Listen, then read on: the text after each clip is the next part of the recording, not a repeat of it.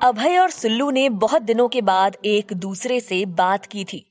इससे जहां अभय बहुत ज्यादा खुश था, वहीं सुल्लू बहुत रिलैक्स फील कर रही थी। अभय से बात करके सुल्लू को बहुत अच्छा लग रहा था, जैसे उसका मन हल्का हो गया हो। वैसे भी सुल्लू को इस समय एक दोस्त की जरूरत थी और वो कमी अभय ने पूरी की थी। अभय भी इस बात से बहुत खुश था कि सुल्लू ने उसके साथ बात की।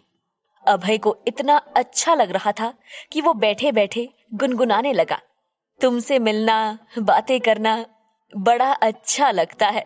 क्या है ये, क्यों है ये, जो भी है बड़ा अच्छा लगता है। अभय अपने बेड पर आंखें मूंदे बहुत प्यारी सी स्माइल के साथ इस गाने को गुनगुना रहा था। उसे पता ही नहीं चला कि कब निशी उसके कमरे में आ गई। निशी उसे देखकर मुस्कुराने लगी।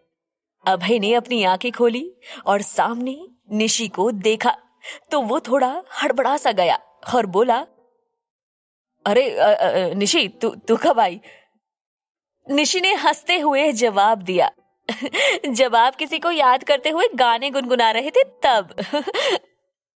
अभय ने उसे झिड़कते हुए बोला कि क्या कुछ भी बोलती है, मैं भला किसे याद करूंगा? ये तो एफएम पर ये गाना सुना था तो ऐसे ही मुंह पर आ गया। एनीवेज, तू बता, तू यहाँ क्या कर रही है? कुछ काम था क्या? निशी ने अपने सर पर हाथ मारते हुए कहा, ओ हाँ, मैं तो भूल ही गई, वो मम्मा ने आपको बुलाया है।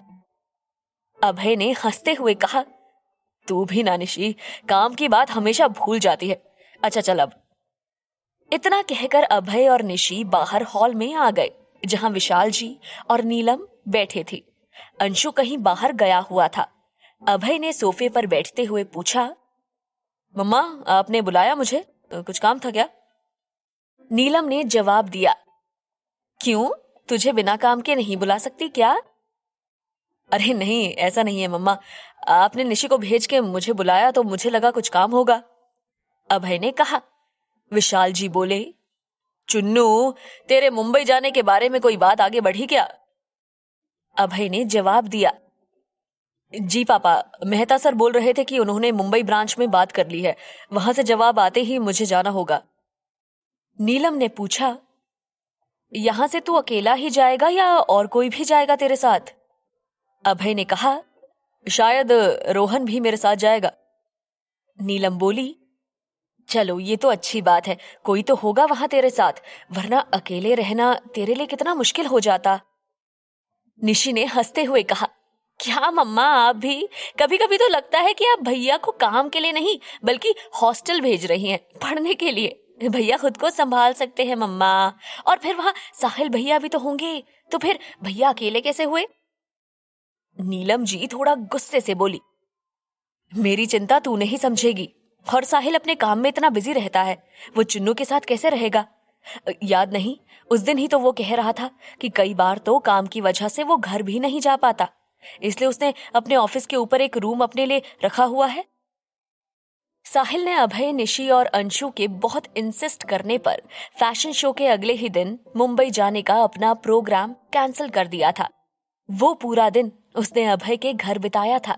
साहिल ने बचपन की तरह नीलम जी के हाथ का खाना खाया और उन लोगों के साथ बहुत सारी बातें की, अपने बारे में और अपने काम के बारे में बहुत कुछ बताया था। क्योंकि वो एक फेमस और टॉप मोस्ट डिजाइनर था, उसका वर्कलोड भी इतना ही था। जब से साहिल ने बताया था कि वो हर समय अपने काम में मशरूफ रहता है, नीलम जी को अभय की फिक्र होने लगी। इसलिए वो अभय से जानना चाहती थी कि उसके साथ वहां कोई होगा या नहीं। अभय ने कहा, मम्मा, बिल्कुल भी चिंता मत कीजिए, रोहन मेरे साथ जा रहा है और फिर वहां और भी तो लोग होंगे, वहां का ऑफिस स्टाफ भी होगा मेरे साथ, तो फिक्र की कोई बात नहीं है।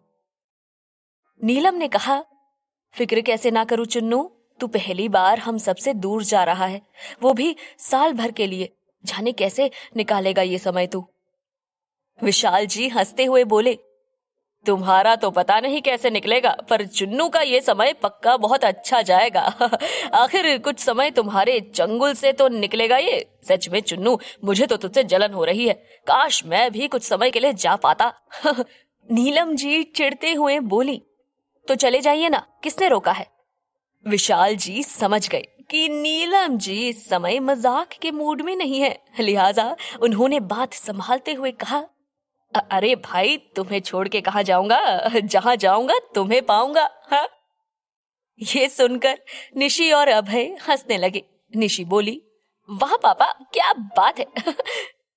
नीलम जी भी मुस्कुराए बिना नहीं रह पाई। अभय ने कहा, सच मम्मा, अब तो मुझे भी टेंशन होने लगी है। इतने दिन आप लोगों से दूर कैसे रहूंगा। Really, I will miss you guys. We will miss you too भैया। निशी ने अभय के गले लगते हुए कहा। अभय अपने परिवार के साथ खुश था। वहीं सुल्लू भी अपनी छुट्टी के 3 दिन अपने परिवार के साथ बिताना चाहती थी। आज चूंकि वो जल्दी घर आ गई थी, तो उसने सोचा कि आज किचन में मम्मी की हेल्प की जाए। रोज तो काम की भागदौड़ में वो घर के कामों की ओर ध्यान ही नहीं दे पाती थी। ये सब सोचती हुई सुल्लू किचन में गई, जहां उसकी मम्मी खाना बनाने की तैयारी कर रही थी।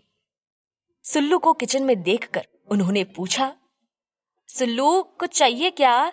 तुझे भूख लग रही हो तो अभी कुछ नाश्ता कर ले, खाना बनने में अभी थोड़ा समय लगेगा। सुल्लू हंसते हुए बोली, मम्मी, मैं खाना खाने नहीं बनाने आई हूँ। आज का खाना मैं बनाऊंगी, बताइए क्या बनाऊं। सुल्लू की मम्मी हैरानी से उसकी ओर देख रही थी। उन्होंने पूछा, तेरी तबीयत तो ठीक है ना बेटा, तू और खाना बनाएगी? सुल्लू ने थोड़ा चिढ़ते हुए पूछा, क्यों, मैं खाना नहीं बना सकती क्या? सुल्लू की मम्मी ने हंसते हुए कहा, बिल्कुल बना सकती है, मगर कभी किचन में पैर भी ना रखने वाली मेरी बेटी अचानक से खाना बनाने को कहेगी तो आश्चर्य तो होगा ही ना। ये सुनकर सुल्लू और भी चिढ़ गई। वो बोली, क्या मम्मी, मैं तो आपकी हेल्प करने की सोच कर आई थी। कितना मूड था मेरा कि मैं आज खाना बनाऊंगी और आप मेरा मजाक उड़ा रही हो। जाइए, मुझे नहीं बनाना खाना, मैं जा रही हूँ। सुल्लू की मम्मी ने कहा, अरे बेटा, मैं तेरा मजाक नहीं उड़ा रही, बल्कि मैं तो बहुत खुश हूँ कि तूने इतने महीनों बाद ही सही किचन में कदम तो रखा खाना बनाने के लिए। अच्छा बता, क्या बनाएगी? सुल्लू ने खुश होते हुए कहा, आप बताइए ना, क्या बनाऊं? अपने मन का बना, जो भी बनाना हो। मुझे पता है मेरी बेटी जो भी बनाएगी अच्छा ही बनाएगी। पता नहीं अचानक से कहां से आकाशवाणी की तरह सुल्लू के पापा की आवाज आई।